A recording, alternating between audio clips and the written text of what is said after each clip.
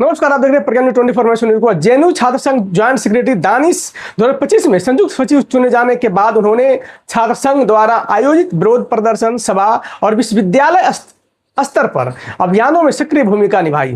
दानिश शिक्षा के लोकतांत्रिक अधिकार, सामाजिक न्याय और छात्र हितों के मुद्दों पर सक्रिय भूमिका बनकर उभरी। दानिश ने पटना के गर्दनी बाग में हो रहे छात्र आंदोलन को लेकर सलाम किया और आगे क्या कही, सुने।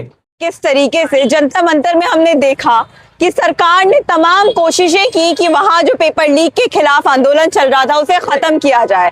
पहले तो हम देखते हैं कि जब छात्र और नौजवान दिल्ली की सड़कों पर बैठते हैं, और न सिर्फ दिल्ली में, बिहार में तो मैं कहूंगी कि जब से जंतर मंतर पे आंदोलन चल रहा था उसके बहुत पहले से बिहार के छात्रों ने पेपर लीक के खिलाफ मुहिम छेड़ दी थी। यहाँ पे एक बड़ा सिग्नेचर कैंपेन भी हुआ, यहाँ काफी प्रोटेस्ट भी किए गए।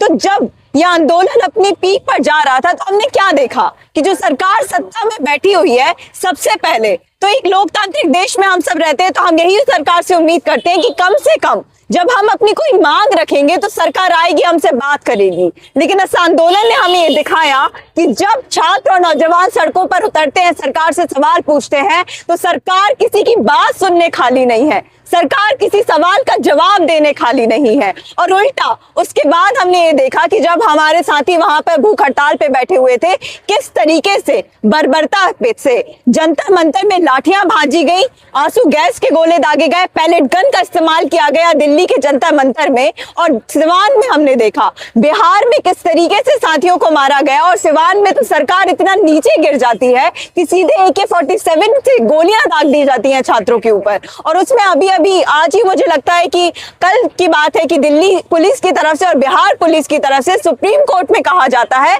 कि हमने लाठीचार्ज का इस्तेमाल किया, हमने ये गोलियों का इस्तेमाल किया सिर्फ इसलिए क्योंकि वहां पे जो मौजूद छात्र थे वो वायलेंट हो गए थे, वो हिंसा कर रहे थे। तो इतना झूठ ये देश की सरकार, जो सत्ता में बैठे हुए लोग हैं, एक के बाद एक झूठ बोलते हैं। उनकी पुलिस है जो एक के बाद एक झूठ बोलती है। जो साथी पीसफुली प्रोटेस्ट कर रहे हैं अपनी बहुत ही जायज डिमांड्स के साथ, उन पे तरह तरह के लांछन लगाने का काम ये सरकार के बैठे लोग करते हैं, इनकी पुलिस करती है, इनकी गोदी मीडिया करती है। जंतर मंतर पे हम बैठे हुए थे तो हमें बोला जा रहा था कि आप दहशतगर्दों की बी टीम है। मुझे कोई इस बात में वो नहीं होगा अगर कल को हमारे साथी पे भी कोई इस तरह का आरोप लगा दे इस सरकार के द्वारा, कोई इनको टेररिस्ट बोल दे, कोई इनको नक्सल बोल दे। ये तो हो ही रहा है। और हमने देखा भी कि किस तरीके से प्रधानमंत्री दिमागी नक्सल करार देते हैं उन तमाम लोगों को जो इस देश में सवाल पूछते हैं, जो उनसे जवाबदेही मांगते हैं। मैं यही बोलना चाहूंगी कि जो आंदोलन जंतर मंतर में चला, जो आंदोलन झारखंड में चला, और जो आंदोलन आज बिहार में बैठे हमारे साथी कर रहे हैं, वो आंदोलन 2-3 चीजों पर ही निर्भर है। सबसे पहली और जरूरी चीज, एक लोकतांत्रिक देश में जवाबदेही होनी चाहिए सरकार की। कोई सरकार इस घमंड में ना रहे कि उनके मंत्री कितना ही भ्रष्टाचार करेंगे, कितना ही निकम्मा क्यों ना साबित हो जाएंगे, लेकिन उनको इस्तीफे नहीं देने होंगे। उनको सरकार को छात्रों की, नौजवानों की और यहाँ के नागरिकों की सवालों का जवाब नहीं देना होगा। तो कोई सरकार इस दम में ना रहे, चाहे वो दिल्ली में बैठी सरकार क्यों ना हो, चाहे वो बिहार में बैठी सम्राट चौधरी की सरकार क्यों ना हो, ये घमंड उनका टूटना होगा।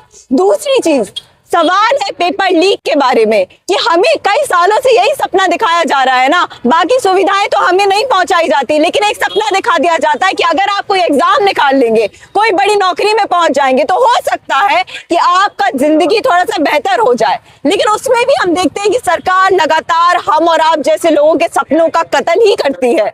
हम और आप जैसे लोग जब बहुत ही कम आय के साथ अपनी सालों की, अपने माता पिता की जमा पूंजी लगाकर जाते हैं विश्वविद्यालयों में पढ़ने के लिए, कोचिंग सेंटर में जाते हैं, लाखों लाख रुपया देते हैं, फिर कोई एग्जाम देते हैं, और जब एग्जाम दे के आते हैं तो क्या पता चलता है कि एग्जाम तो लीक हो गया। कई साथी जो तैयारी करते हैं उनको पता चलता है कि अरे एग्जाम का तो नोटिस ही नहीं निकला, सालों साल से नोटिस नहीं निकला। कितने ऐसे लोग हैं जो ओवर एज हो जाते हैं, परीक्षाएं नहीं दे पाते हैं, उनका जॉब नहीं लग पाता है और उनके परिवार उसी गरीबी में रह जाते हैं। तो ये जो सरकार का लगातार चल रहा भ्रष्टाचार है, सिर्फ पेपर लीक का मुद्दा नहीं है, मुद्दा इस बात का भी है कि कैसे पूरे पब्लिक एजुकेशन के आइडिया को भाजपा आरएसएस की सरकार ने खत्म किया है। यूपी में हम बात करते हैं कि गवर्नमेंट स्कूल एक के बाद एक बंद कर दिए जा रहे हैं, और आप हर जगह देखिए, हर राज्य में देखिए कि एक तो ये सरकार नए इंस्टीट्यूट, नए कॉलेजेस बनाती नहीं है, और बनाती भी है तो उनकी स्थिति जैसा कॉमरेड अजीत ने अभी आपको बताया कि ना वहां पे इंफ्रास्ट्रक्चर होता है, ना वहां पे शिक्षक होते हैं, ना प्रिंसिपल होता है, ना पढ़ाई अच्छे से करवाई जाती है। और दूसरी जगह जो इंस्टीट्यूट हमारे पहले से बन रखे हैं, जो कैंपस हमारे पहले से खुल रखे हैं, उनकी भी लगातार फीस बढ़ा दी जाती है। हम और आप जैसे लोग जब कोई एग्जाम के लिए रजिस्ट्रेशन ही करने जाते तो हम क्या देखते हैं कि हजारों हजार रुपए की फीस ले ली जाती है सिर्फ रजिस्ट्रेशन के नाम पर। तो आज ये सरकार पूरे देश भर में यही माहौल बनाना चाहती है कि शिक्षा कैसे भी करके महंगी कर दी जाए, जिसमें कोई मजदूर का बच्चा ना पढ़ सके, कोई किसान का बच्चा ना पढ़ सके, कोई गरीब बच्चा ये सपना ना देख सके कि वो उच्च शिक्षा पा सकेगा, वो सस्ती और अच्छी शिक्षा इस देश में पाएगा।